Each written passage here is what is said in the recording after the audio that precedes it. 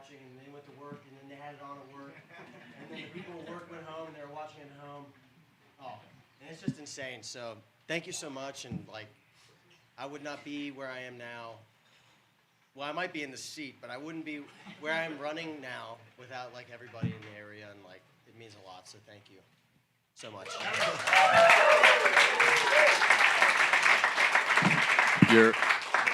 mics are on, and we're doing it like right up in it. Okay. Way up in here. Everybody knows the story about the Coors Light too, right? Yeah. The finish. It happens to be. We've done this before. Still waiting on the sponsor, dude. Yeah. They're getting a lot of free advertising, so they're probably never gonna reach out.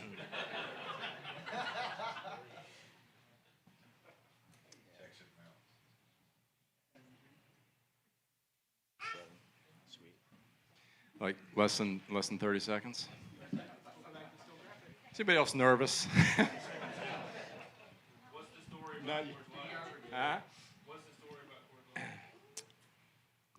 Gotta watch. I thought you were watching the live stream. We were waiting. Yeah. I've been drinking this since I was a kid. Yeah. Dan's dad laughed. His mom did not.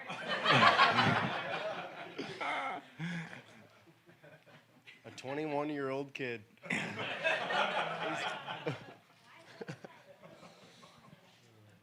All right, let's do it.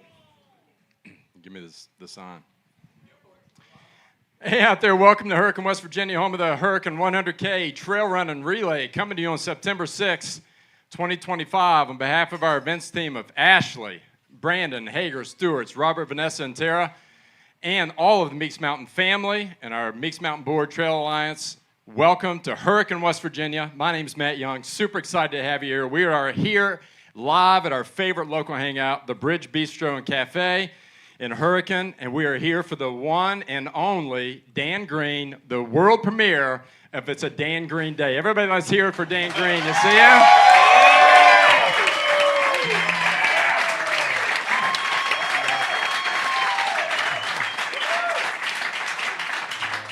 So we have a packed house. This is a sold-out event with standing room only, and all of our millions of fans and followers and listeners out there on Instagram, Facebook, YouTube, streaming, and also on Spotify, we welcome you as well. So this is to celebrate Dan's win at Cocodona 250, a course record, and really for a local guy, man, we couldn't be more proud of you. So super excited to have everybody knows Dan. So we're going to have just a real quick, if you haven't heard already, the Hurricane 100K coming to you on September 6th with a $10,000 prize purse on the line. And so with a $2,000 course record bonus as well. So with that, if somebody comes in, the course record, by the way, is 9:03:11, held by none other than Dan Green. It's set in 2023. For our ladies, Abigail West set that in 10:33:34. So if somebody comes in here, wins the race, and sets a course record, they could walk out with a check for $4,500. Super exciting for that. All that made possible by our friends at the City of Hurricane and Mayor Scott Edwards, Dumont Tri-County YMCA, the Generations Physical Therapy, and a host of local businesses that love our trails and love our community. So we're going to get into some cool stuff. We're going to introduce the panel and some invited guests. So you already met Dan. We also have Ryan. I'm the real Rambo Ramsby. Let's hear it for Ryan here too.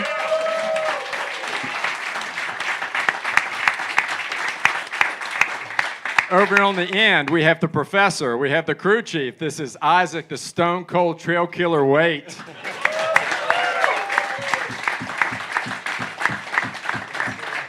So this is our panel from our crew, but his crew also had some more people in it too, and so we're going to introduce those. First of all, we have Danny. Don't dare call me Roger Hayes, right down front. Raise your hand for him, Danny. Yes. Also known as the Enforcer. We also have Dirty Dave Fowler. Raise your hand up there, Dave. Yes. And then we also have Logan. Smoke him if you got him, Kirby. Logan starts every race with a menthol just to warm up his lungs. That's where he gets the name. So in addition to that, we also want to welcome two people that if it wasn't for them, none of us would be here. So we have Dale Green and we have Teresa Green. And we have Daniel and Frederick's parents. So it is an honor to have you here.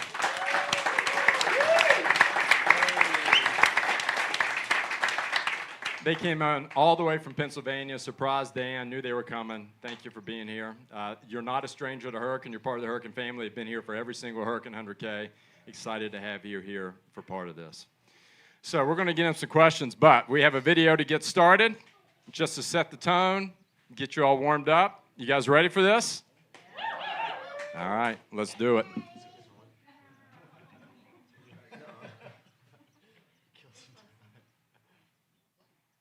Classic. Malfunction. You're not talking.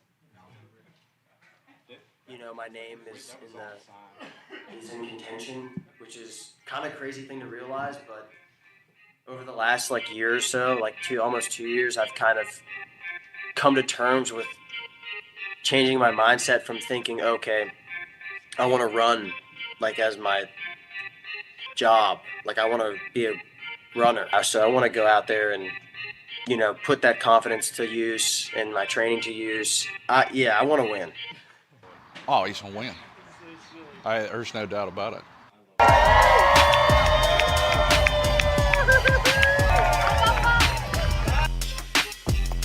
Yeah, boy. What's up, dude?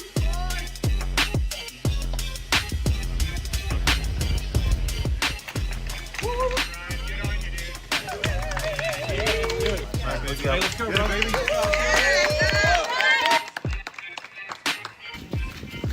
Get it.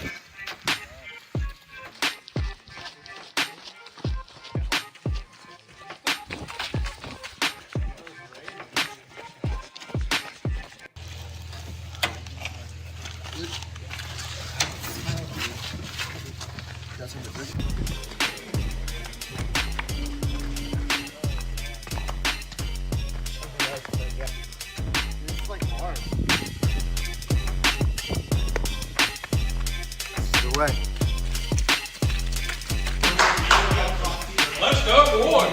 Boy.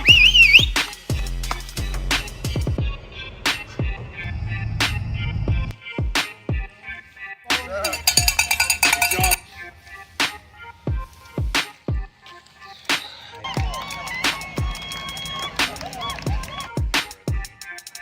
Yeah, but you were floating. That's it. Yeah, we'll finish this and then.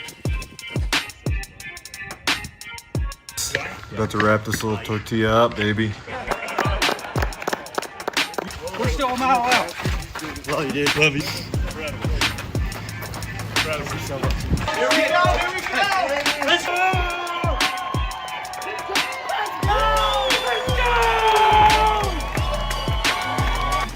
This is your champion, Dan Green. Congratulations. The community support that I've had from these guys, from Isaac, from Ryan, from all the people I run with, from you, Matt, from everyone that comes into the shop and talks to me, 100%, as corny as it sounds, I'm running for all of us over here. We thank.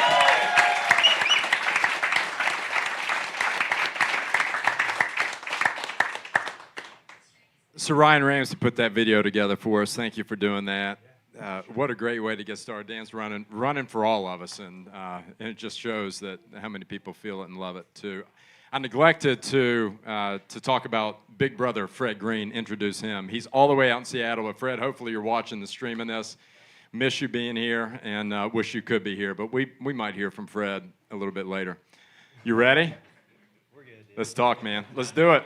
So everybody wants to hear what it's like to run 250 miles. So Dan, trying to capture a 250-mile race in just a few minutes feels impossible. But people have asked you, let's just go back and let's start at the beginning, at the start line. What did that feel like stepping up to the line of Cocodona? And then somehow what was going through your mind? Fast forward 58 hours, 47 minutes later, 250 miles. How do you describe that finish line? Finish line? Let's do it all. To be completely honest, as underwhelming as it sounds, the finish line feeling wasn't that great. I mean, it was great, but I wasn't thinking about it a whole lot. because I wasn't thinking about a whole lot the entire time. So, as crappy as an answer that is, that's kind of what it was like. Seeing the guys come, we were probably, a mile out when you guys met up with me. I think that was probably the finish line for me. Once I saw them and everyone was out there, I was like, there's only one reason we're celebrating. It's because we're going to win, at least. So that was probably the real finish line, was seeing everybody out, however far out we were. I mean, it was crazy. It was like, it was kind of hard to believe. I didn't really think it was like happening to a certain point. You kind of, and I've described this before, like with my training to some people, it's like you train for something like this, or you want to like take it to the next level. And it's such an outlandish goal that you push it off so far. You push it off so far ahead of you that you forget about it. You try to forget about it, and you just train like you're, say you want to like have a big result like this, you train like you're going to do it, but you don't think about it. You don't think about the end goal. And so you kind of forget that what you're training for, but you're doing it. Same thing with this race. It was kind of like such a long race. You don't want to, I mean, you're not thinking about the end. You're just thinking about moving the whole time. So it was kind of like, when you get to the end, it was almost unbelievable. And then, of course, saw you guys, started to believe it. We're like, damn, we're pretty close. Hit a couple red lights. And then we got to the finish, and it was just, it was crazy. I mean, there were so many people there, and like, you got people with iPhones on gimbals all up in your grill, just wanting to snap a picture of you. And it really set home when I finally called my girlfriend. I put it off. Everyone kept asking me if you wanted to call Sydney. Do you want to call Sydney? Do you want to call Sydney? As we were running in, I was like, I want to wait till it's over so I can actually talk to her. And so as soon as we crossed the finish line, I forget whose phone it was, maybe Fred's or yours or somebody's. They gave me their phone, and I talked to her, and she was just bawling, and I was like, shit, this is it. We did it. I was like, we actually did it. So that's when it really set home, I guess. But so I guess two layers. Seeing you guys and then calling Sydney was like the biggest. It was just unbelievable. How many of you were watching the live stream when Dan had to stop for the stoplights, right? were the rest of it, did they like warn you at the beginning, like, don't you dare jaywalk? Yeah, so when we got there, we got to the finish line and there was nothing set up. You know, Dan was running so far ahead of schedule that the finish line wasn't even there yet. So while we were there, Steve, the race director, came up and was like, hey guys, FYI, the city of Flagstaff will pull our permits if you don't follow the, pedestrian laws. So we were like, oh man, what are pedestrian laws? So we're like, we run in Huntington. We're runners, dude. Yeah, like you just don't get hit. That's the law. So we're like, okay, we're sitting there Googling the city of Flagstaff pedestrian laws, and we're like, okay, you got to stop at red lights. So as we're running out, did this not happen? As we're running out, I'm telling the whole crew, like, we have to follow these laws. Somehow the race director pops out of a van and is like, you better follow the laws. So we made sure to follow the laws. So a lot of red lights. Sorry. Hey, I think it was 3. That's not too bad. I think the rest of us were like, your crew, Dan, is like letting you down. Could they not stop traffic and give you a safe passage or something here? Danny ran ahead and was clicking the button. It was pretty good, dude. Best that you could run ahead and get ahead of him at that point, right? Yeah, we I think it was supposed to be saw you Logan, working. and then you dropped the ball. Oh yeah. So I think the theme of this is Logan dropped the ball a lot. It's kind of we hear that a couple times, 3 times at least. He's out smoking a cig. Never know what's going to happen there too. So, all right, so Ryan, let's move to you. We've got some follow-up questions, Dan. We're coming back. We're not done with you, okay? So, Take your time. Ryan, so Ryan, if you didn't know, he's run Cocodona. He ran it last year. So you've been Cocodona. You've been through the crucible yourself. You know the terrain. You know the exhaustion. You know the mental grind. From that perspective, how do you describe what Dan accomplished out there and really what makes that kind of performance so special? Yeah, Cocodona, when you're standing on the start line of something and you're staring down 250 miles, it's a little bit overwhelming for most people. And, obviously he's, the one of the best in the world. He proved that. And he's standing there with a lot of others that are, top in the world. We're not just talking the country, the whole world. And I think what separates Dan and what makes it possible for him is his ability to compartmentalize and be very present in the moment. And that's something that a lot of people are not very good at. And, he just talked about it in his opening statement around, I'm not thinking about the finish, I'm thinking about this next step, and being as efficient as possible. And knowing what the first 37 miles of Cocodona are, if it was a standalone 50K, it'd be one of the hardest 50Ks in the country. It's super technical, typically very hot. He lucked out, he got the easy route. It was cool. It rained a little bit, so that's why he won. But, him being able to sit back, run his race, and not let the moment get bigger than him shows a lot about who he is as not only a runner, but a person. And I think that mentality and that thought process is what separates him and allows him to go out, and whether it was 250 miles or 350 miles, whatever it would have been, he would have been the same Dan Green on that day, and he would have performed just as well, mile over mile. And I think that's what separates him, from the rest of the field. So with that, that's taken on some of the mental aspect. You always say that ultras and running is a physical discipline, but it really is a mental pursuit. But what he does physically and what he did physically, and just to put a little context with that, you and I both deal with some stomach problems. Watching this, dude, he's got like an iron gut. So between the heat, the hills, the technicality, the whole package, you've been there and experienced it, and nobody's run it faster, and it was 6 miles longer. How do you put that in perspective? Yeah, I think it's hard to put in perspective, and I think in our first interview, you were like, what would you tell Dan? And it's like, I can't tell Dan anything. He's beyond me. He's beyond anybody around for the most part when it comes to running. So I think what we learned is that he can climb. I think a weakness of Dan's was his climbing ability, no longer a weakness. He proved that he has climbing legs as well as, just flat land speed. And all in all, it's just his ability to hold himself together and stay present. And he does have an iron stomach. I mean, some of the stuff we were having to throw together because the aid stations weren't ready.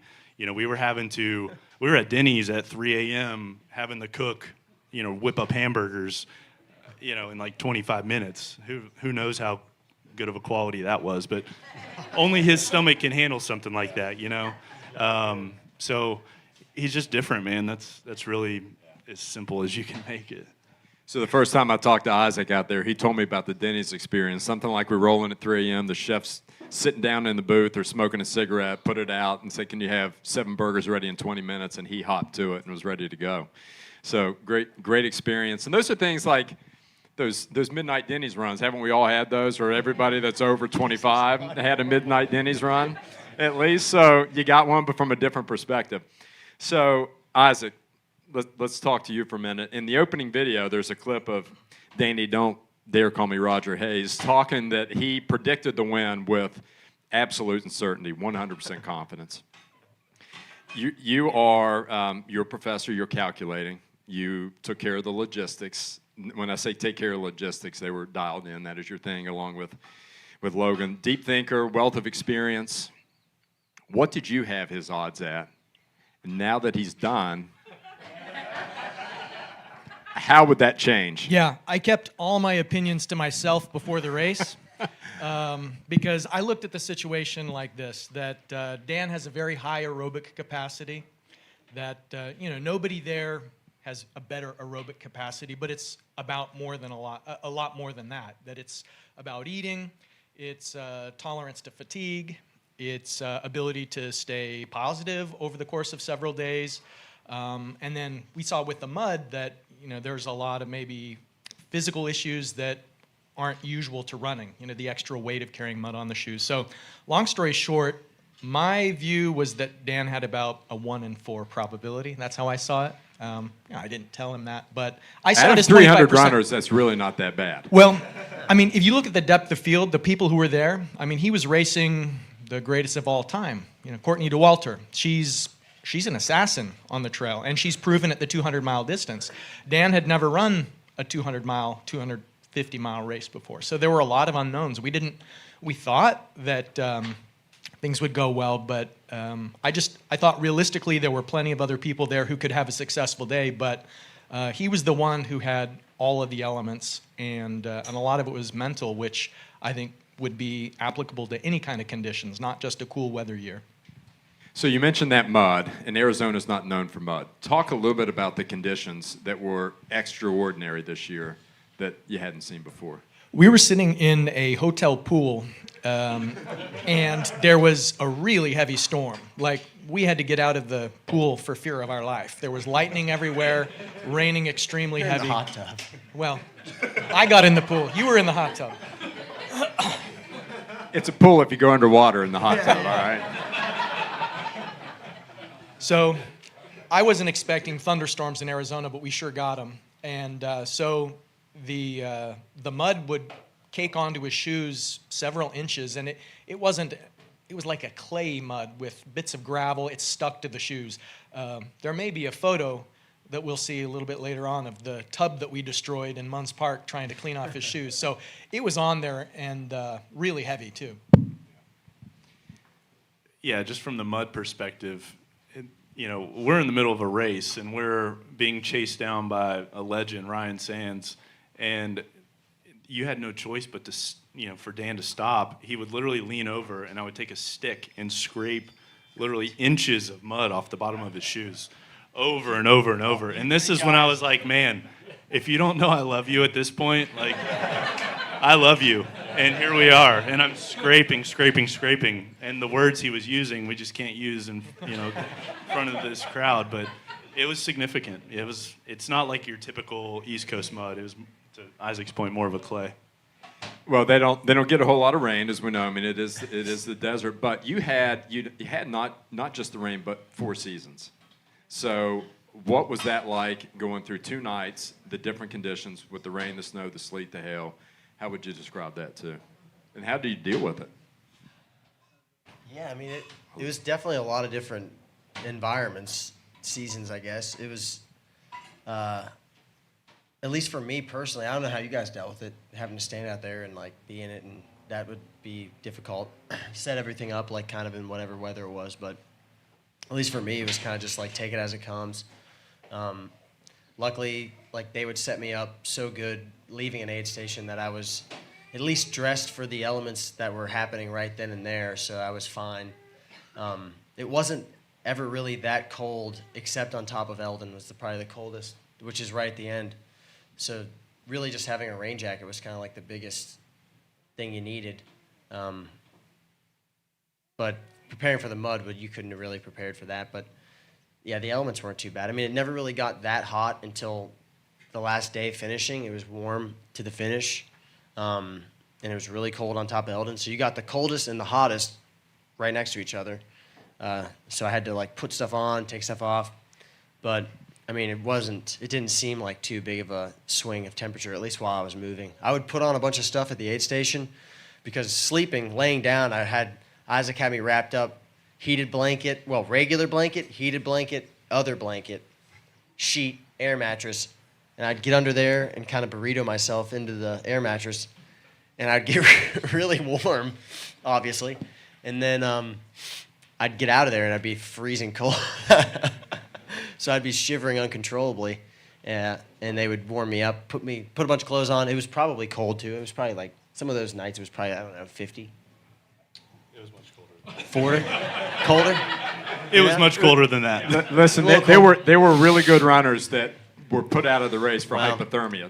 That's how cold and wet it was. Well, it didn't seem that cold, and they would they would put enough stuff on me to where I'd run about a mile or two from the aid station, and I'd have to stop and take something off, or like take my vest off, hook it on something, change my clothes, and then keep running. So the weather really never was too big of an issue.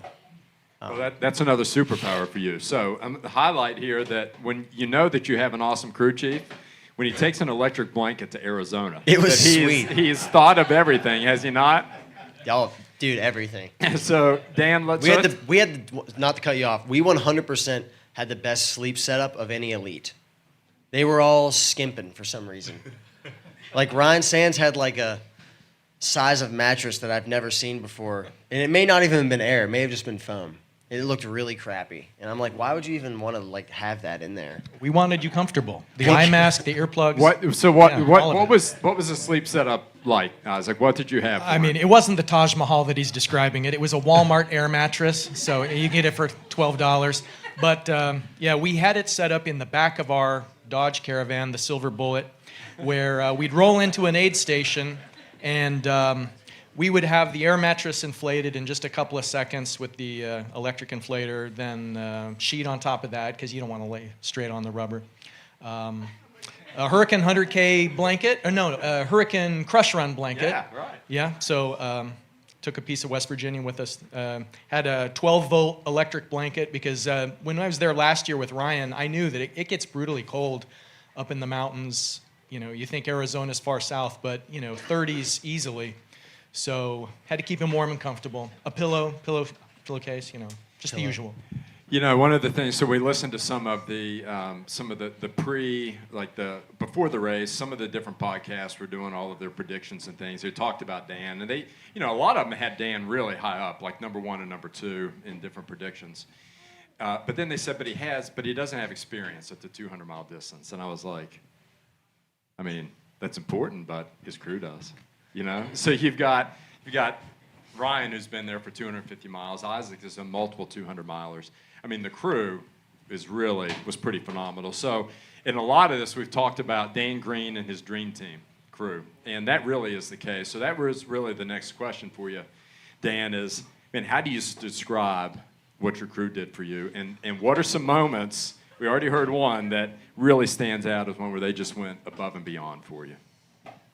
Yeah, it would be hard to, I'm not the best with words, so it would be hard for me to describe what they did for me out there, but, you could use your imagination too, but, just to have 6 people, 6 of your friends, 6 guys, just, you sign up for a race, I almost didn't have to really ask anyone, hey, do you want to come crew me? It was like, oh, we're coming to crew you. And that makes it so much better, and I think Isaac did make me seriously look him in the eyes and say, I need you to, not need you, but do you want me to come crew? I was like, I need you to be the crew chief, dude. I didn't want to assume. Yeah, it's okay. Yeah.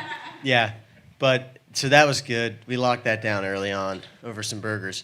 But, just, it's insane how just so much support and just love I felt from everybody, and just everyone's commitment to just give me, however many days. It's like a week of everyone's time, People have kids, people have jobs, and, just to drop it all and kind of, come out and help me, wipe my feet off for, 2.5 days, which Fred did most of that, so I don't owe him anything.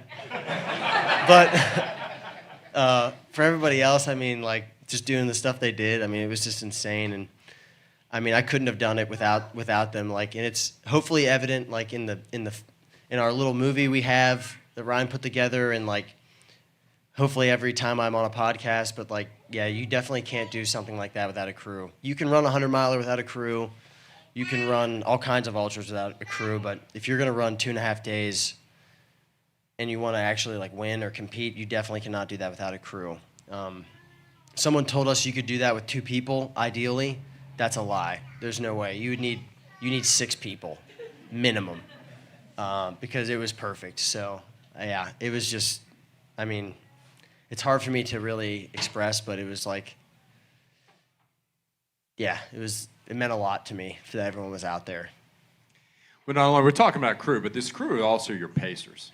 And so every one of them pace. When you're talking about somebody that is as fast as Dan, you only have 2. There's no way they're keeping up with you. So it would take a whole platoon of 5 guys, 6 guys to keep up and do those pacing legs, because, I think I saw this. You guys can correct me. Isaac probably knows exactly, but his pace for the whole race, and this includes stopping, taking a shower, eating, going to the bathroom, changing clothes, everything, was a 13:40 pace, which means his moving pace was smoking fast.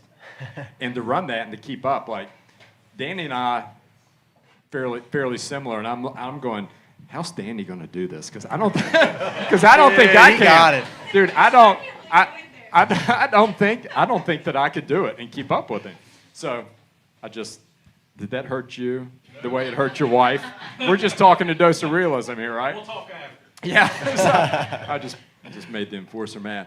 But let's talk about a little bit what you all had together as far as your assignments in the pit crew from a crew standpoint.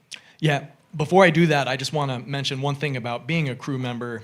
Trail running is such a unique sport in that amateurs get to be in the same event as the pros. And so, imagine if someone who enjoys football suddenly could be at the Super Bowl, playing in the game, helping the team.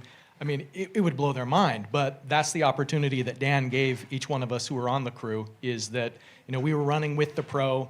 Danny and Dan passed Courtney to Walter, I'm so sorry, Courtney.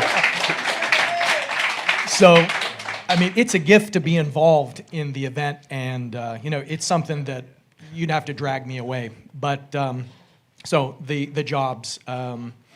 So Ryan was tasked to be kind of familiarized with Dan's gear, and so that meant, knowing different pieces of clothing that he had, the shoes, so that during the race, if Dan asked for, the blue hoodie, that we weren't scrambling to figure out where is the blue hoodie, what is the blue hoodie. I mean, it was already decided in advance, and Ryan did a great job with that.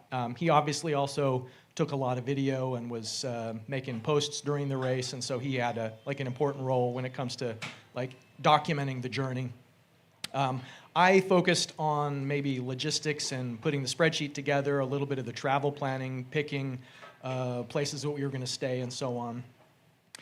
Fred is a nurse by profession, and he was our medical officer, so he was checking on mainly the feet was the main thing that we were interested in, is keeping the blisters at bay, and also determining when to start with the caffeine, because that was, once we pulled the pin on that, you can't stop the caffeine once you start it. So that was an important decision that he had to make.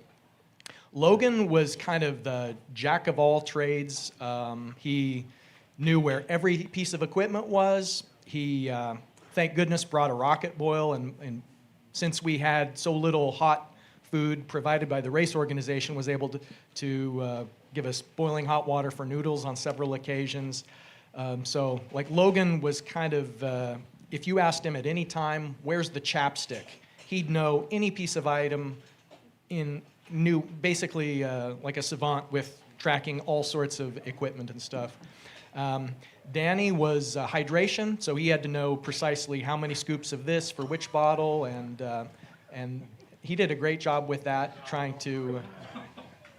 Hydration obviously in a race like this is really important. And Dave was in charge of food, so tracking what Dan had eaten in the previous segment, setting him up with new snacks during the next one. If there's something that he hadn't been eating, he wouldn't replenish the same stuff.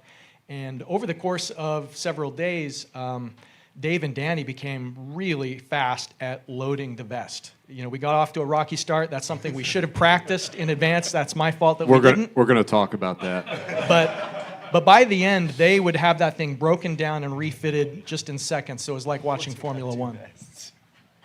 So it's kind of funny to me that Dirty Dave Fowler is your food handler. Did he have to pass any kind of have any kind of food handling card? He did not have a net over. That? He did not have a net over that beer. No. There's no way.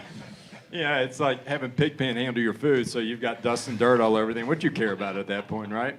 So let's go back. Let's go back to Crown King. Speaking of bottles and hydration, and this is I think Crown King is going to be known as Bottlegate from here on, right? So. What happened at Crown King? Dan, from your perspective, what happened at Crown King? We'll get yours first, with the bottles and the vest. That's the first aid station? Yeah. It was, I went in to use the bathroom. I was in there for, what I thought was a while in aid station terms. And then I came back out and, we're still working, which is fine. Still working at it. I wiped off. You know, we were taking our time. We were no stress. It was mile 37. You got 220 miles left, basically. And then I look over, and I think it's Danny and Dave got my vest. Like, oh, is it you? They got the vest like hooked onto themselves, and they got the bottles all in the wrong spots. And this vest is like, it's not a very intuitive vest. It's kind of difficult to use. Like some of the pockets will not hold things, but they are pockets, and they hold some things, but not all things. And some things they just evacuate. They just drop them onto the ground. And one of the things that they evacuate are bottles, and they had the bottles in the evacuation pockets. And I was like, it's not gonna work. I was like, give me that vest. I will do it myself. And so I was trying to do it myself and couldn't really do it. And I made Ryan come over and try to help me too.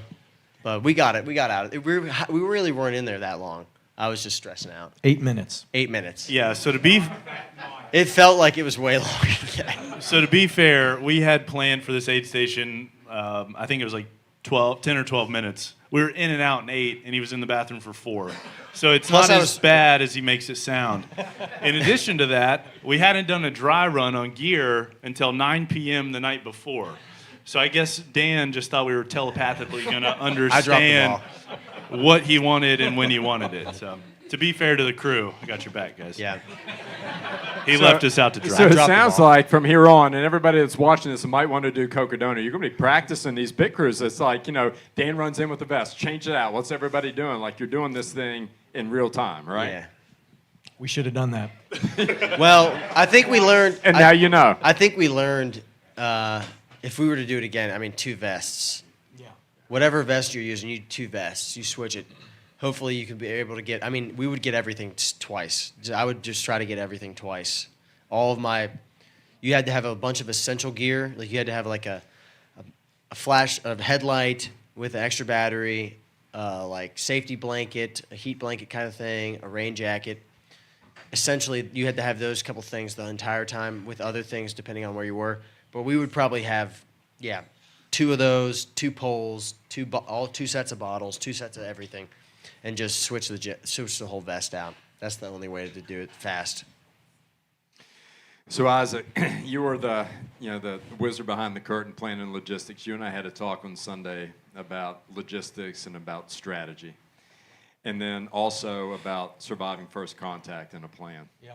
So talk about how in-depth the planning was, spreadsheets that you and Logan put together, and then how that planning, everything that you envisioned, what that looked like in reality, and then how do you adapt? Yeah. So Dan had kind of decided that he had 59 hours as a goal. He wanted to finish the race in 59 hours. And so we put together our best estimate of if he's doing 59 hours, how much of that is moving, how much of that is stopped at aid stations, and then you kind of just work backwards on what speed he needs to achieve on each segment to do it. So we had projected arrival times for each of the aid stations. Preview, it went out the door almost immediately because the race was just so much faster than we had anticipated. So, based on our assumed arrival times, and then the race organization tells you which sections can be paced, we put together a plan of who the pacers were going to be in which segments. We had an idea of approximately how much water or liquids he'd need to take out of each aid station. He had gone through and made up bags that had a certain amount of calories, like in a Ziploc pack, so we could just use an individual pack and not try and assemble it at the aid station itself. So you raised the notion of strategy, and I heard one of the interviews that Dan gave after the race, the Cypress, the videographer guy. Juniper, not Cypress, Juniper, yeah. So they had asked Dan, what was his strategy in the race, and he said, well, I didn't really have a strategy. I just showed up, as fit as possible. And I really think in a race this long, strategy is less important, and just preparation and logistics is what lays the groundwork for success. And so, he had the huge aerobic engine. He had assembled a crew of people who really cared. Logistically, just thinking about the lucky strokes we had with, I can't overemphasize how important Logan's stove was. Just having hot water at a couple of aid stations was key, because when he came into an aid station, he wanted hot food. He was done eating the sweet gels. He was done drinking, the sweet electrolyte beverages, and he wanted something savory. So, the point is that I think for a multi-day effort, just having, not necessarily, you want to go through the planning process just so you can uncover things that need to be addressed. But the plan went out the window really quickly, and we just kind of fell back on our ability to move quickly, have the things that we needed. And so in the end, I think it was largely about logistics plus his insane athletic abilities. We've hit a lot of highlights up to this point, but Dan, talk about your lowest point in the race, and then what happened that helped you rebound from that. Well, I like to think I didn't have any low moments during the race, but I had maybe two. I've had one with Dave. You're probably talking about the one with Ryan. I'm not talking about anything. Oh, well, I mean, I had one with Dave. I think that was that before or after that?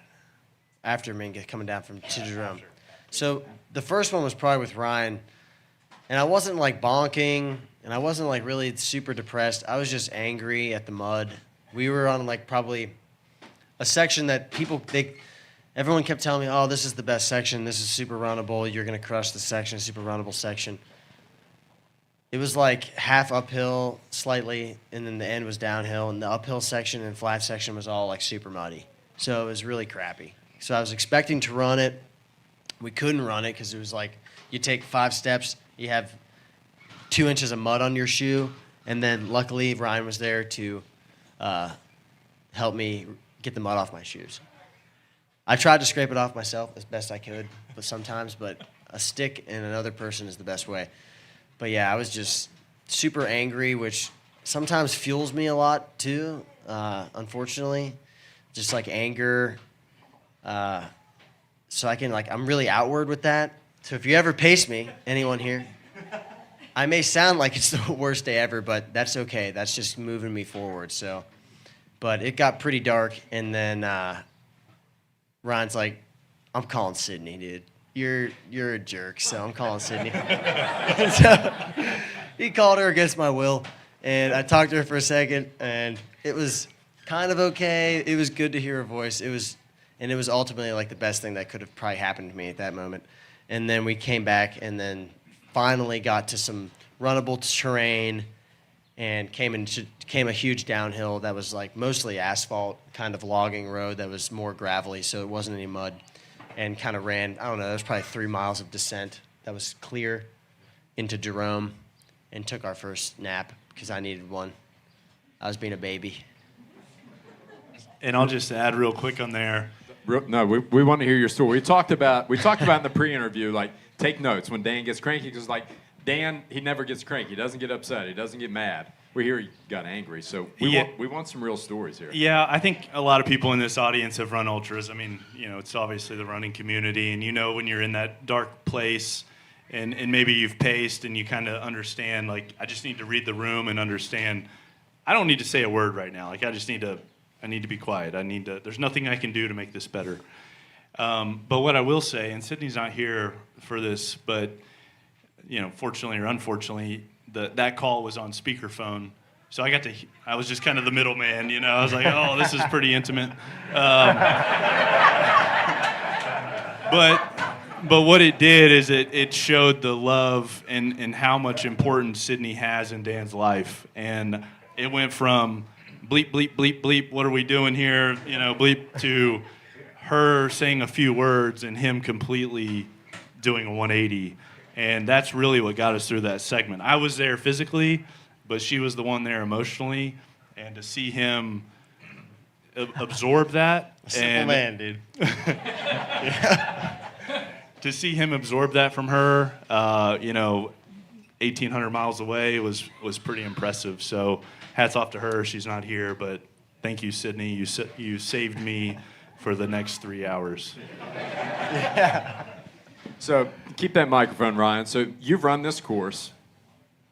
You've seen it from start to finish. What's something that Dan made look easy that definitely wasn't? All of it. Oh man, that's a really tough question. I think Dan just handles adversity a lot better than most of us. You know, I've been there, I've done it. I like to say I walked so Dan could run type thing. His race was it's really a completely different race, just happens to be on the same course, but his ability to continue to move at an efficient pace when your mind is telling you to walk, he ran the whole time. It might have taken a, hey, Dan, let's run a little bit here. But at the same time, he had the willpower and the ability to, what I'll say is his self-talk was unbelievable. I stayed about 15 feet in front of Dan the whole time, mostly so I didn't get physically abused, but I could hear him talking to himself behind me, and it was just like, holy smokes, this guy is different. You know, the things he was saying to himself out loud, but to himself, would inspire anybody. You know, he's in his world fighting for the race that he wants to run and the outcome that he wants more than the pain is bothering him. You know, he wants that win more than he's willing to accept the pain that he's in. And to hear that, 15 feet in front of him was something that I think all of us who run races, whether it's a 5K or 250-mile race, what you say to yourself matters, and what Dan had to say to himself mattered. And he was able to take that and put it into practice, and I think that's something that a lot of us can improve on. But the real question is, was he referring to himself in the third person while he was doing that too? No. 100%. Come on, Dan Green. Pick it up, Dan Green. That's the only way I knew he wasn't talking to me. Dan Green? Yeah. I didn't hear him do that once. Oh, come on. Really? I had easy pacing sections, so. Thank you, Isaac. But you were the rest. So, Isaac, the next question is for you anyway. So, how do you, For me? thinking about like the communication that you had, and there's one part in the video that Ryan did where Dan says, Isaac looked me in the eyes and said basically like, you have to sleep, and Isaac has great eyes. So that was part of it. So understanding, knowing, that was all right. It was all right in that moment. You're allowed to do that. Hey, So jokes are good. understanding, You need jokes. reading him, and then communicating with him to like what he really needs based on what he says and what you observe. How do you do that? How do you manage that? So that was Jerome aid station. He hadn't slept yet. If he had said he didn't want to sleep, I wouldn't have kept pushing. We as a crew had kind of collectively talked about it probably would be wise, it would be an investment in the future, it was probably time, but he didn't show any signs of cracking at that point. He was still very alert, and so I just suggested it, and I guess maybe I was a little bit more emphatic than I had been at Mingus, and he decided that he would do 10 minutes, and we left him in there for 12 and a half. So. And it worked. How did you feel after that nap? I guess I felt good. I felt like I took a nap. I think I told Danny, I was like, maybe I feel sleepier now that I took that nap. I had lost the crack energy, I was like, up until that point, I was like, I may not even need to sleep this entire thing. Until after we took that nap, and then I was like, damn, I feel kind of tired. But I think ultimately, like, that's one of the things that rings true, like, through my experience through Cocodona and Ryan's too, is like, it's an investment in the future of the race. When you're running this far, every little thing you do in the beginning, which I think is another reason why we ended up winning too, is like the things we did before Ryan Sands did them. We were ahead of schedule. So like you don't want to be back, you don't want to try to backload sleeping or eating or anything like that. You have to be on the forefront of it. I mean, it's 2.5 days. It's like you need to sleep the first day or so, at least a little bit. You put on warm clothing before you get cold. not Yeah, after. you put warm clothing on before you get cold, because then you're screwed. So it was like I knew going into there, I was like, okay, we've been running for 26 hours and I haven't slept. We should probably lay down for like 10 minutes. That'd probably be good if I could sleep. And that was the best sleep of the whole thing, to be honest. Nothing bothered me. I could just lay down, nothing hurt. So it was really worth laying down when we did. So a handful of quick, real stat questions, too. Everybody wants to know, you talk about sleep. How much did you actually sleep? I don't think we'll ever really truly know, but I would say it's less than 30 minutes, probably around 20. Seeing some head nod on that, too. Yeah. How much non-moving time of the 58 hours and 47 minutes did you have? 5 hours, I guess. I was asked 5 earlier, hours. how much weight did you lose from being saturated with fluids beforehand until after? I didn't weigh myself. I don't know. I didn't feel, I was pretty swollen afterwards, so if that adds weight, then I was probably heavier than when I started. That was the gas station burrito. Yes. Yeah. So I'm a low salty sweater. And tell us some of these, because there's videos. So we got the gas station burrito. What were some of the things? So What talk was it about this called? iron gut, man. What The did El you eat? Diablo? Don Miguel. Logan found it exactly on the internet, so he knows what it's called. This gas station burrito? Yeah. But you're eating that. You're eating bacon cheeseburgers. Talk about some of the things that you ate that were especially good out there, too. Because everybody wants to know, like, what do you eat as well? I couldn't believe- Did you eat all those oatmeal cream pies? Fred bought a like an Italian sandwich in at Whiskey Row, and it was like a grocery store sandwich, horrible bread. Like we didn't want to eat it, but he thought it was the best thing he had ever tasted when he got to it. It was like one of those sandwiches where you get, and it's so crappy that the bread's split, and it's like a 1/4 of the bread, and the other 3/4 is the bottom. I took the real big piece off, and I ate the regular sized piece of bread. But it was actually pretty good, because it was either ramen and nothing, or ramen and that sandwich, so I had both. We were in the search of protein, so we ate the sandwich. Isaac, what's one thing you're most proud of from a crew perspective? I guess I'm most proud that that we were there to support Dan, that we didn't make any gigantic mistakes that ruined his race. After we got home, I woke up in the middle of the night and I kind of thought that it was during the race and I was late to meet him at an aid station. The crew got pretty sleepy partway through the race, and so we were laying down at the Airbnb when he was out with Logan, and Logan had said, "Wow, you guys go check on Ryan, see how he looks coming in and out of the aid station." And we were just exhausted, so we said, "Nah, we're not going to do that." Fred made the call on that one, but yeah, I guess I would have really hated it if we overslept and didn't get to one of the aid stations. We never did that, so that's, I guess, what I'm What you're most proud of, right? We were That there. You didn't screw up. We were there That's when good. we were supposed to be there. Yeah, that's good. Good, man. So, Zach, we've got some photos. We want to run through some photos.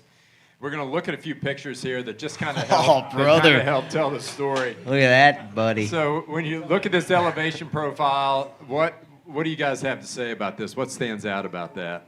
What Ryan was saying about this being the hardest 50K in the United States is obviously true. You're gaining like 5,000 feet of elevation before you get to Crown King. I think it's like almost 8,000 feet. Well, yeah, cumulative 8. Yeah. So, and it's rough climbing, like scrambling. So, I mean, it's not just the distance, not just the elevation, but also the irregularity of the surface that makes it really difficult. So, a lot of up and down. This is not a flat race. Dan?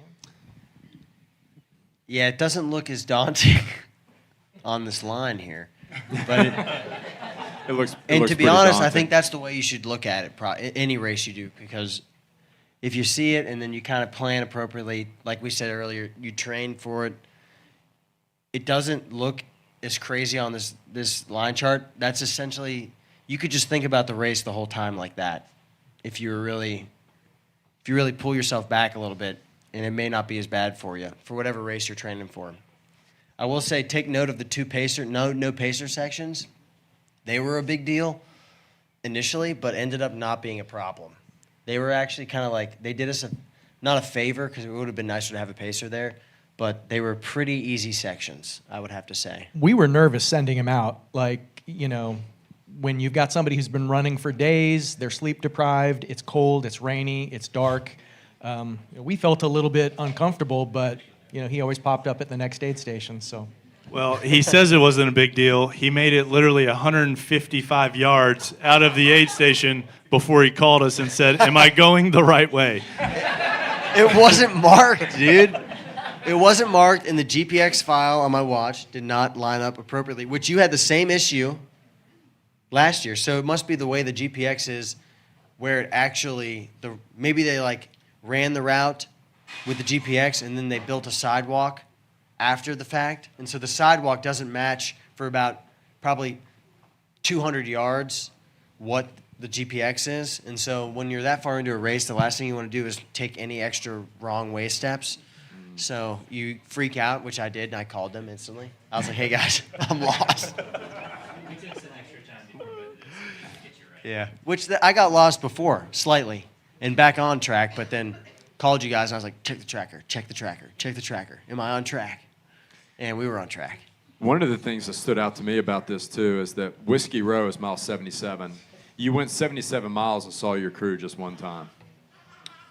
That's a long stretch to go on your own. So as much crew support as Dan had early on, those first 77 miles, he was doing a lot of that on his own. These are just we'll move on through these, but these were some of the aid stations. I mean, Isaac, you may probably actually want to talk just a little bit about this, because these were the locations, your projected time, and then actual arrival. This should illustrate how far ahead of schedule he was. For example, we thought he'd get into Munns Park Wednesday at 2 a.m. He got to Munns Park Tuesday at 11 p.m. So several hours early. And there were other aid stations where he was even further ahead of schedule. All this planning kind of it went out the window because they were so far ahead of where we expected them to be. And the race organization, too, I think was scrambling to keep up with how quickly the race unfolded this year. I love this one. I mean, take 6 guys to pick out sunscreen. Is that what's going on here? Got to find the right one, dude. My brother Fred is the most particular about sunscreen, and he is the palest, so it makes the most sense. But he is so afraid of the sun. It's absolutely unbelievable. But I did not get burnt. The bald man did not care at all what was going on with that sunscreen. Wear a hat. Which kind of surprises me, right? It rained the entire time. You brought all 72 bottles of sunscreen home with you, didn't you? Good stuff. Start of the race. Can you describe what you're feeling here, what was going on? I just want to make an observation about how unaffected Dan was by all of the attention. I thought maybe the podcast that we did before the race would have the potential of getting in his head and make him overthinking about the race. And he was getting recognized everywhere we went, but he seemed like it was just rolling off of his back. And so Ryan was mentioning how good he is about compartmentalizing, and I definitely would second that. He seemed collected and relaxed and, not the least bit panic attack, which is, I think, the more appropriate response to something like this. Except when you're trying to decide between In and Out and Raising Cane's. I hate being a problem. Don't make him make decisions the day before the race. I hate being a problem. Dude, there's a lot to those stories. So I mean, hey. Did anybody see WSAZ's story mid-race when they actually had who was it? Isaac, I think, that was actually with him tasting. And so that was they asked extremely out of pocket for them to do that. It was hilarious. So they asked him, Dan, you're running 250 miles. What's going through your mind? Nothing. Absolutely nothing. And, it was funny, but really, to do these things, that truly is a gift. And Ryan mentioned that, too. I always say, my friend John is gone. John Baldwin has the ability just to turn the brain off. I don't have that ability. It's one of the reasons I'm so with this stuff, and Dan's excellent. You have got to turn your brain off and just roll. To say nothing, man, it's a gift to be able to have that. Love it. So this is one of his little naps here. Yeah, this is Fred. Fred enjoying some. That's Fred. Yeah, that's Fred. We should have known from the pale legs. Yeah, look at the luxury. He's on a yoga mat. He spent about an hour, no blanket, partially heated cabin on the top of a mountain. But that's where's his hat? Mingus. Notice that the yoga mat doesn't reach fully to his head. It does not. How You- tall you might- is Fred? 6'4", 5".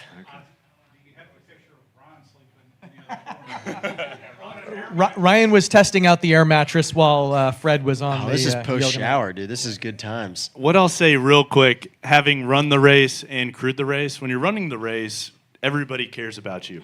You're the superstar. When you're crewing the race, nobody cares at all. So your accommodations plummet.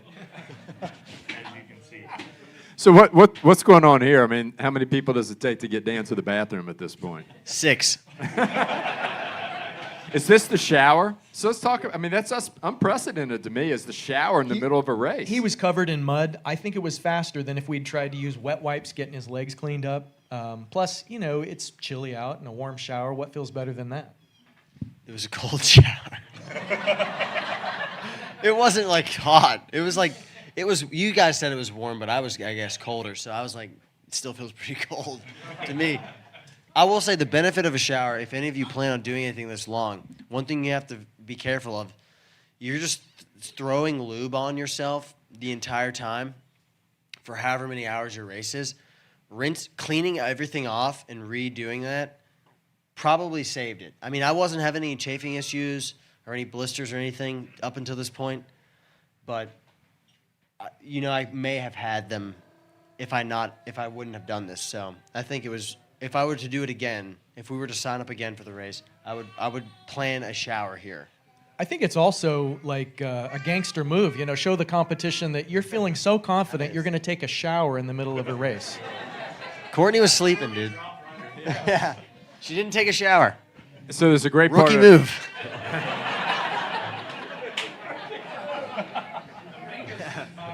Oh, Courtney, I hope you watch this, honey. I'm so sorry. What's just cleaning those feet, lubing those feet. There's Fred. Fred always on the feet, right? Look at that dirty water. Is that what came off your feet there? Nah. Look how good those feet look. That is the Look how good those things look. Anybody want to caption this for Dan right there? You're missing the 7 Denny's boxes. Is this Jerome? Yeah. Fred was constantly asking the question, is it time for the zinc oxide on the feet? He wanted to know, is it time for him to apply, the drying ointment? And he never did pull the pin on the drying ointment, but he kept a really close eye on those feet, and they turned out great. I will say, when my feet were maybe like really wet, maybe it's because I'm not from out there, or maybe it was just lucky, but I would lay down in the back of that van, the Silver Bullet. I'd wake up or get up, and my feet would dry out really quick, I thought.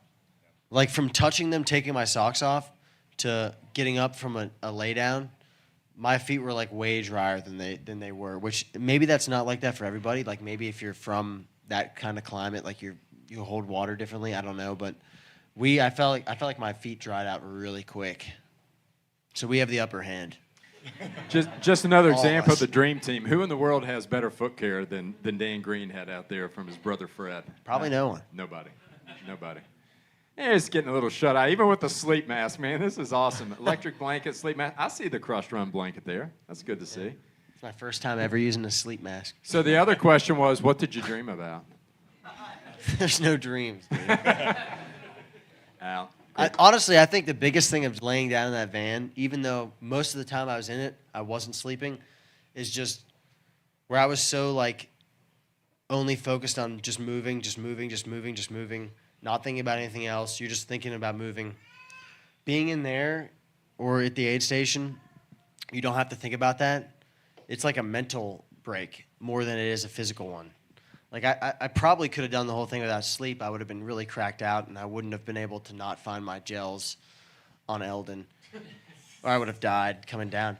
But I think just the mental break of being in there and not having to think about, like, moving was even more beneficial than just the sleeping aspect. Great point. Probably. There's that bacon cheeseburger. Yeah. Dude, an iron gut. So Ryan Sands was in the aid station at the same time. And this is where we started to get a sense from his crew that things weren't going well. They were a somber bunch. Maybe it's a nationality thing, but they just were not having as much fun as us. And we inferred from that our runner was feeling good and theirs wasn't. So I think it was here that we kind of started to get a little bit more confidence. Yeah, this is definitely when the mental games came into play, and that's, We were doing it. that's just reality. It was, how can we mentally begin to break? Maybe physically they're close to equal, mentally, no chance. So this is where we began to really separate. Smile, laugh, baby, this is easy. I think this is where I hit them with a really loud, what are they doing over there? I was like, I hope they heard that. That'd be kind of funny if they did. Is he eating a bacon cheeseburger? I don't think he is, right? Oh, that was good stuff. That's the toilet, or the toilet. Is that a toilet? It looks like a toilet, right? That's the tub you Yeah, destroyed. don't send this photo to the people we rented the apartment from. They know. Their plumbing know. is clogged. Good idea, the dirt and the mud that came off of those shoes. So this is Corinne. She was on the live feed. Probably a lot of you who listen to the live feed heard her commentary. And she was running for about 6 miles with us and just chatting, kind of relaxed. But it seems like every anecdote and every stray comment that we had during that conversation turned into commentary during the last few hours up to the finish. It was interesting. She must have a photographic memory or something. But things were looking pretty good at that point. He was still moving really well. This is 230 miles in, and he was running. And that's another one of the superpowers, is just that he wants to run when he still has such a significant lead. It's in the bag, but not taking it for granted. I would like to point out here that I'm wearing Logan's pullover. At one point during the race, I realized I'm not wearing any of my own clothing. I guess all my stuff was wet or something, or maybe they thought it was inappropriate, and I was just wearing everyone else's stuff. Yeah, that's true. Did the smoke smell not bother you? from No, Logan's it was pullover? fine. I was used to that. It was good. Oh man, finish line. I haven't seen these. What's going on here? Yeah, so as I mentioned, the finish line was not set up. So we became employees of Aravaipa Running. Well, I didn't. I just watched them do all the work. But Dave and Danny did a lot of work for Aravaipa. That's where Dave started sweating. We didn't want Dan to show up without a finish line. So literally the box truck pulls up, and Steve, the race director, is like, you, and you, let's go. And so this is literally the crew setting up the finish line. So I'm sure not only was the course was 6 miles longer, the conditions were tough, and Dan beat that course record by an hour and a half. So.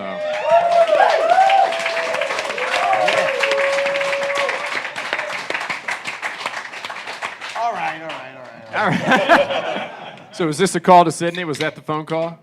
Yeah. Yeah. Yeah. Sid, we wish you were here. Yeah, Sid, the science kid, she's out doing medical school stuff, That's right. She's in pediatrics right now. Yeah.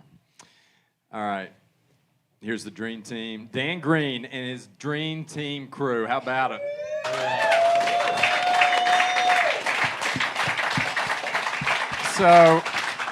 So we mentioned we had other members of the crew, not on the panel, but we did want to get a few words from them. So we got about 10 minutes for each of them to share a little bit with us. I'm going to use this. One more question. We're going to wrap this up. Wrap this tortilla up, baby.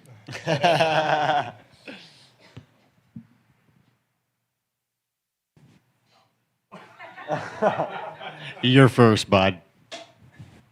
I think what was amazing to me was how mentally into the competition he still was in at mile 200 plus, and he was just fully invested. He was like, he told me, you can't give me data fast enough. He would have been fine if I told him his position every single time that tracker pinged. It was like, I want to know where everyone's at. He still had that. He was very lucid at that point. Through the second night, was very aware. He had corrected me a few times on a few things that, who was pacing him next. And I think that was one of my biggest takeaways as far as Dan as a competitor. And then, as far as Dan as a friend, that segment is something that I will never forget. He, at that point, that was mile like 193 to like 214. I don't know, somewhere around there. And he was in the lead, and he had finally, I think, broken that seal of like, I fully trust my guys. I've paced Dan several other times in races, and like running ahead of him is a big sticking point for him. It's like, you don't do it. And in that segment, it was like, basically, I want to turn my mind off, and not off, but I want to be able to just, you make the decisions. You pick what we run, you pick what we walk, and I want to make some ground on Ryan's. So like, all right, well, we talked about being about it in this segment, and so let's be about it. And so we just started rolling, and just ticking off. At one point, I looked down. We're running 9:10 pace, 9:15 pace, and we absolutely hammered the second, 2/3 of that segment. And we came into Fort Tuthill 8.5 miles ahead of Ryan in that segment. And so, we were putting a lot of good ground on it. We flew through the Kelly Canyon aid station. We were there less than 15 seconds, fill up one bottle. And so it was just a cool segment. It's one I'll never forget. I don't know, I felt like from that point on, he was just super enjoyable. I mean, I would just start by saying thanks for letting me be part of it. I think for me, it starts way before Cocodona. Dane and I share a lot of miles together. What he went through with his training block, it was so well deserved. I tell everyone I know, all my coworkers, like, man, this guy, he's the real deal. And just thanks for being about it. Thanks for going out there representing. I think there's something special about Huntington and this area, this community, and kind of the blue collar mentality of just like grit that we all share, and just going out there and just putting it on display, I think, is all that you can ask for. So thank you. There were many certainly inspiring moments. But I'll speak to the segment that I shared with Dan between Dead Horse and Deer Pass. He had not slept yet. And so that was probably up to that point, one of, if not his mental and physical lows. But even then, even in that moment of maybe the lowest of lows up to that point, he never lost sight of gratitude that he had for not only for the crew, for us being out there, but also I was kind of sharing and relaying some of the messages that I had gotten from people that I know that Dan doesn't, from people I know that Dan does. I even shot a video. I don't know, Matt, if you know Adam Perry, but he's a huge advocate of the sport and a big fan of Dan. Just an awesome dude. And he had been, posting on Instagram and various other places, like his encouragement and like how inspired he was. And I was just kind of sharing that with Dan. I was like, man, let's send Adam a video. I think he would love that. And so I shot a video and Dan just, dude, I love you. Thanks for supporting me, blah, blah, blah. And I shot a little, 30-second video and I sent it to Adam. It absolutely made his week. And so even in those moments, he never lost sight of the gratitude that he had for all the support that he was getting back home and beyond. And, if you know Dan, he's very big on, if I'm out there running and can somehow motivate or inspire someone in the place that they are at, whether it be to run or walk their first mile or maybe take on their own, their first or biggest ultra to date, then it's all worth it to him to be out there. If he can just inspire even the smallest incremental step towards somebody, challenging themselves or bettering themselves. And to me, that was what was most inspiring, was that he never lost sight of that, even in his lowest of lows. He never lost sight of what was most important. And that was pretty cool to see firsthand. He never changed.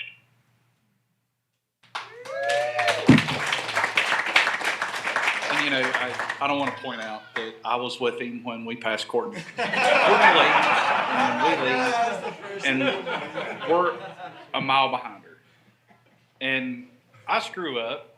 I pulled a Logan, and we run to a fence, the very first fence, and my map is showing to the left. And Dan's like, no, it's over here to the right. I said, dude, my map shows it's to the left. He's like, I'm telling you. So finally we stop, shine a light. And as we go to cross the fence, he's like, you can't be doing that shit. I was like, okay, I got you. Sorry. And this is the first time that I've really seen him and been alone with him. And I'm apologizing for the very first Crown King. It's like, dude, I'm so sorry about your vest. It was a screw up. We messed up. And he's like, no, really, it happens. It's all right. So we get in this muddy field, and we can see Courtney and her pacer. And we just inch closer and closer and closer. And finally, whenever we go to pass her, you got the typical banter between runners. Hey, you're doing great. Everything looks good. This muddy field sucks. And we pass her. And it's awesome. Bucket list, running item, check it mark. And we get almost without earshot, and Dan raises his hand and he goes, hey, I would still like to get that autograph from my girlfriend. He goes, well, I'll see you in Flagstaff. And to go from that being funny to hearing him, we're what, 95 miles in, something like that. And the very first and the last thing on his mind is Sydney. And he wants that autograph for Sydney. And it just goes to show how much he cares about her. So it went from a funny to, holy cow, Sydney is like here.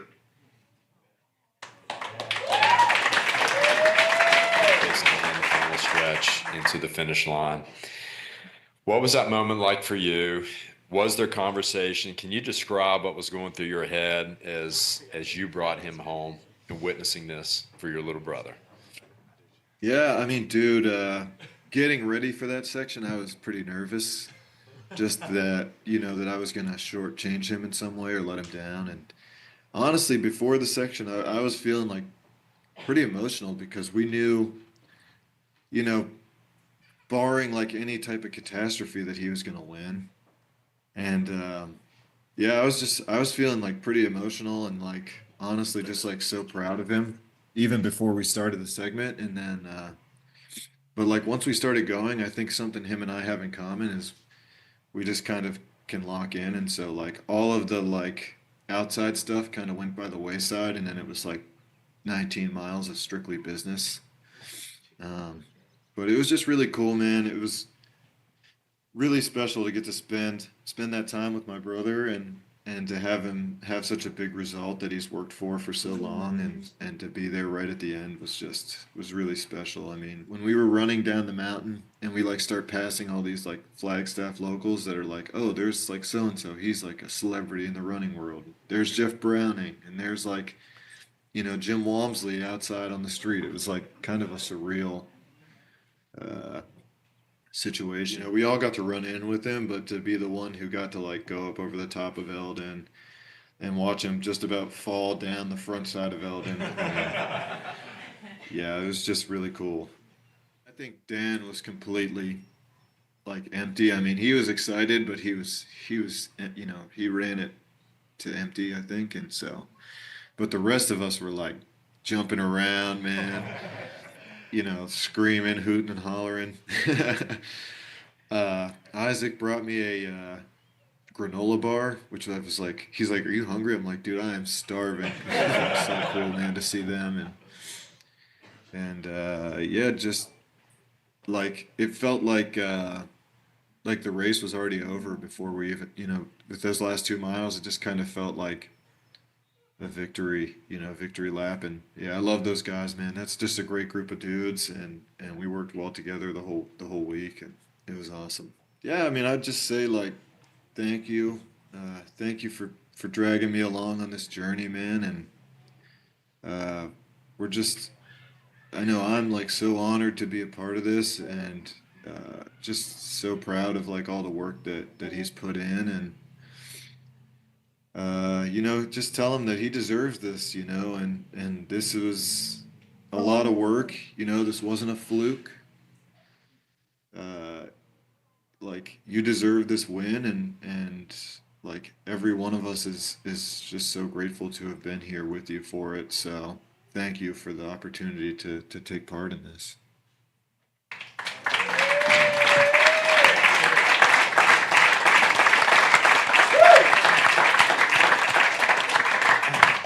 How's that for a dream team crew? You know, wrapping that up.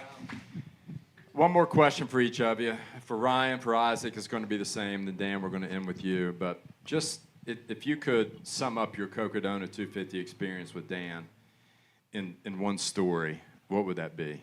Ryan, let's start with you. Something that stands out. It sounds cliche, but inspiring. Having done it myself and then seeing what is actually possible does nothing but bring me confidence in what maybe I can do moving forward if I believe in myself the way that Dan believes in himself and the way that he believes in this community and anybody that runs with him. Having trained with him, really, really hard for the past 6 to 8 months.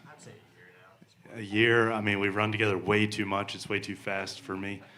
Not anymore. You guys push the pace. Being around Dan just makes you better in whatever capacity, and getting that experience with Dan at Cocodona, he was there for me on my crew, and then being able to be there with him as a small piece of his crew and be a small piece of this story. I don't even know why I'm up here or how I'm lucky enough to have him in my life. But I'm truly thankful for that. It makes me a better runner, but ultimately a better person. And I'm just so thankful. Thank you. Hey, we did it, brother. Thanks. Isaac, Professor, crew chief. So I've sometimes worried that Dan was not sufficiently fixated on the details, like I like to think about the sweat test. I like to worry about the osmolality of the hydration solution.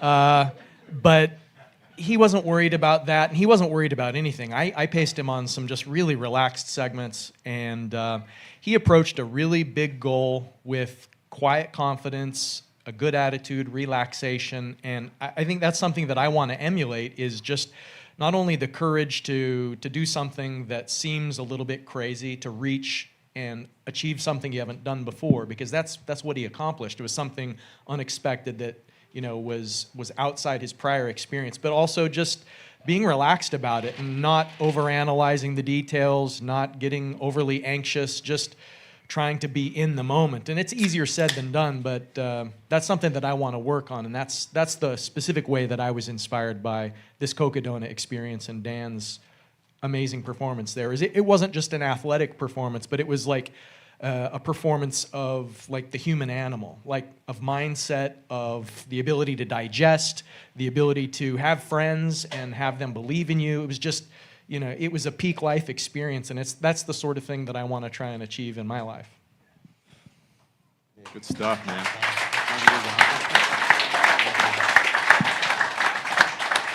So Dan, after all of this, and a lot of your crew talked about this, and you've talked about it, man. If there's somebody out there sitting on a dream, big goal, feels impossible, whether it's a race, personal milestone, just something that they want to achieve, accomplish in their life, what do you say to them? That's a tough question. I mean, if you got a big goal, you've probably thought about it longer than you should have. It's probably a goal that you've been thinking about for so long, and maybe not even told anybody about, and it's just like a goal you think is not possible, and you kind of have to approach it, at least for me, you kind of have to approach it in that type of way too. So, if it's a huge goal that you think is not possible, maybe you have to do what you think is not possible to achieve the goal, I guess. I didn't know that I would feel okay running, not to compare it to myself, but, I didn't know I'd feel okay running 2,000, like 300 miles before Cocodona in that year, or like 120 25 miles a week average leading up to the race. I wasn't sure that I would feel okay. I wasn't sure that I wouldn't get injured. I wasn't sure that it would actually be the route to success. So that's kind of, you have to treat it like it's something more than it is. And you've made a goal that you obviously think you can achieve, even though it may be lofty, but you thought you could do it. So if you think you can do it, you could at least think you could do the work to do it.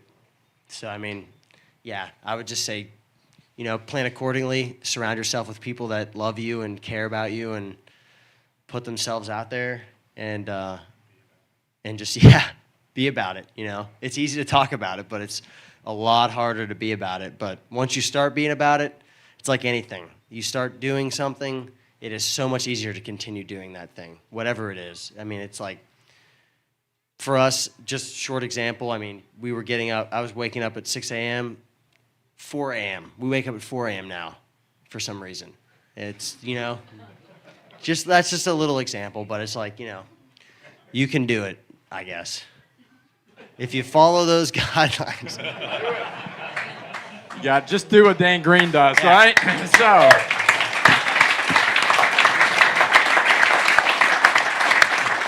I mean, that was a round of applause, but one more time for Dan Green and his dream team.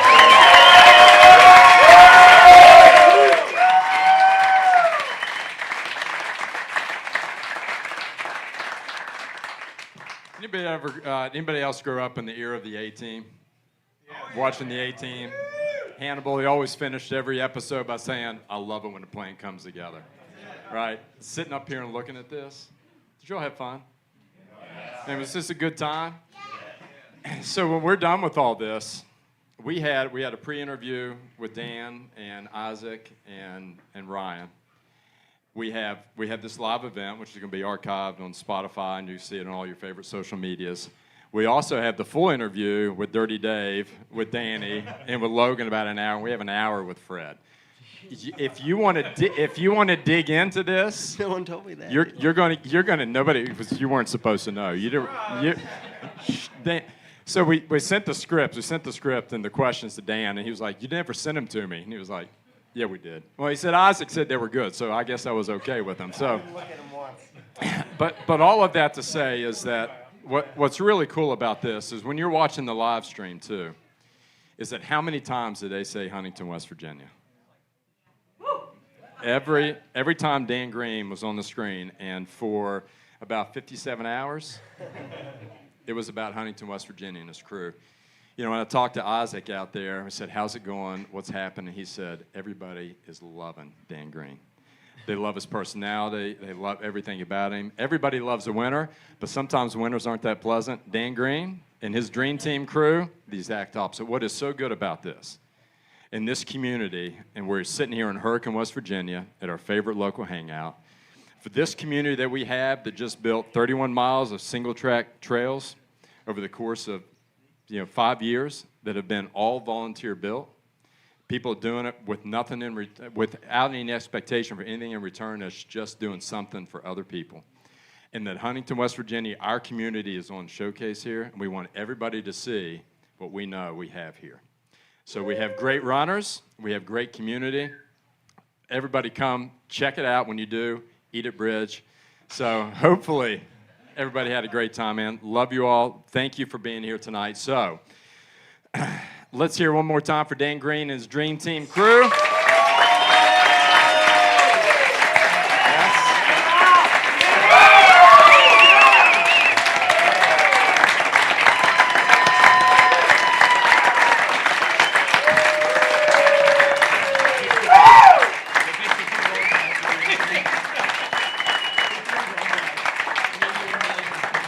Half of all of us here at Meeks Mountain Trail Alliance, the Hurricane 100K, we will see you out there and see you in September. See you guys. That's a wrap.